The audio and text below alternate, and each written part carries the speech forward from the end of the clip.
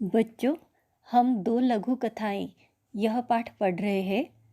इसमें जो दो कहानियाँ आई है, हरा घोड़ा और सेठ का चित्र, यह मैंने आपको समझा दी है। आज इस पाठ पर जो प्रश्न है वो मैं समझा देती हूँ। पहला प्रश्न है, सही विकल्प चुनकर वाक्य फिर से लिखो। पहला वाक्य, जब बादशाह ने बीरबल की दूसरी शर्त सुनी तो वे बीरबल का मुंह देखने लगे। दूसरा वाक्य है, क्रोधित होकर उस चित्रकार ने सेठ से सभी चित्रों के पैसे मांगे। अब दूसरा प्रश्न, चित्रकार की परेशानी का कारण बताओ। उत्तर, चित्रकार ने एक सेठ का चित्र बनाया था। वह सेठ बहुत ही कंजूस था। वह काम कराने के बाद भी लोगों को पैसा नहीं देता था। एक बार चित्रकार ने उस सेठ का चित्र बनाया। जब उसने सेठ से पैसे मांगे तो सेठ ने कहा कि चित्र ठीक नहीं बना है, दोबारा बना कर लाओ। चित्रकार ने सेठ के कई चित्र बनाए, लेकिन वह हर बार कह देता कि चित्र ठीक नहीं बना है। क्रोधित होकर उस चित्रकार ने सेठ से सभी चित्रों के पैसों का तकादा कर लिया। तो धूर्त सेठ बोला, कैसे पैसे?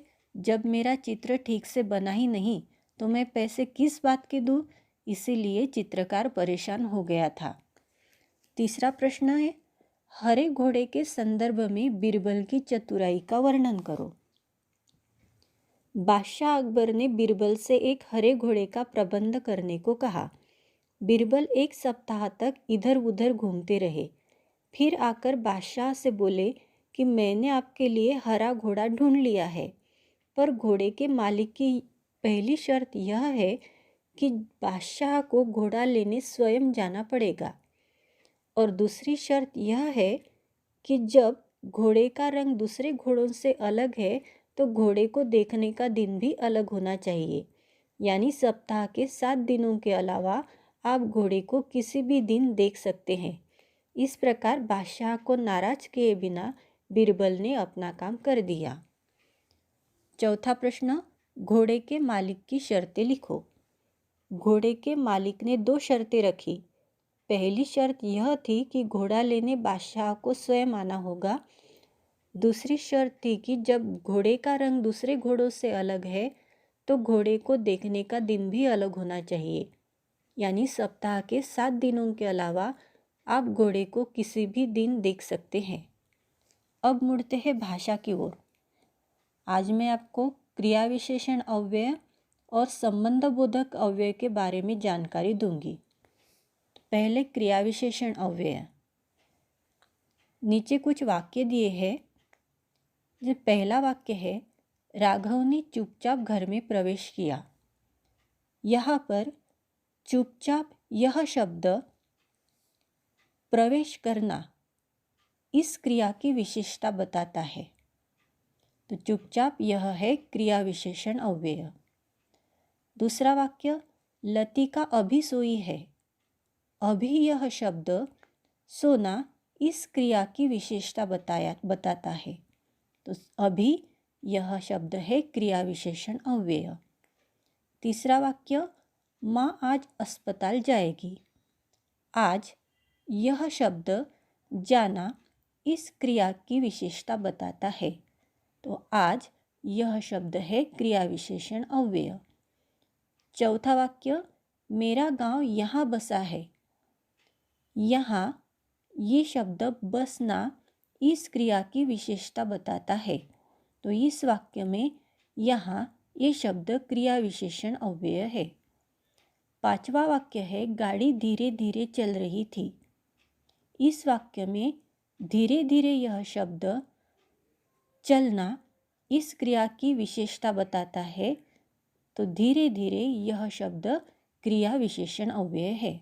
जो अव्यय क्रिया की विशेषता प्रकट करते हैं उन्हें क्रिया विशेषण कहते हैं। अब देखेंगे संबंधबोधक अव्यय। यह वाक्य देखिए, नागपुर से रायगढ़ की ओर गए। तो की ओर यह शब्द नागपुर और रायगढ़ इनके बीच संबंध दर्शाते हैं। तो की ओर ये शब्द संबंध बोधक अव्यय है। दूसरा वाक्य, ताकत के लिए संतुलित आहार आवश्यक है।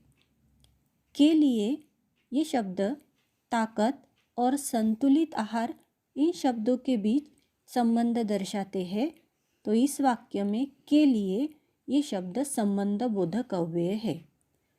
तीसरा वाक्य, जन्म के बाद एक मामी जी ने मुझे गोद ले लिया। तो के बाद ये शब्द जन्म और मामी जी इनके बीच संबंध दर्शाते हैं, तो इस वाक्य में के बाद ये शब्द संबंध बोधक अव्यय है। चौथा वाक्य, जलाशय चांदी की भांति चमचमा रहा था। इस वाक्य में की भांति ये शब्द जलाशय और चांदी इनके बीच संबंध दर्शाते हैं, तो की भांति ये शब्द संबंध बोधक अव्यय है। पांचवा वाक्य, शौनक बड़ी बहन के साथ विद्यालय जाने की तैयारी में लग गया। इस वाक्य में के साथ ये शब्द बड़ी बहन और विद्यालय इनके भी संबंध दर्शाते हैं, तो इस वाक्य में के साथ ये शब्द संबंध बोधक अव्यय है। तो जो अव्यय संज्ञा और सर्वनाम के साथ आकर वाक्य के अन्य शब्दों से उनका संबंध जोड़ते हैं, उन्हें संबंध बोधक कहा जाता है। जैसे के आगे, के पीछे, से पहले, के निकट, से दूर, के पास, के अंदर, के बाहर, से हीन, पर्यंत, तक, भर, सामने आदि।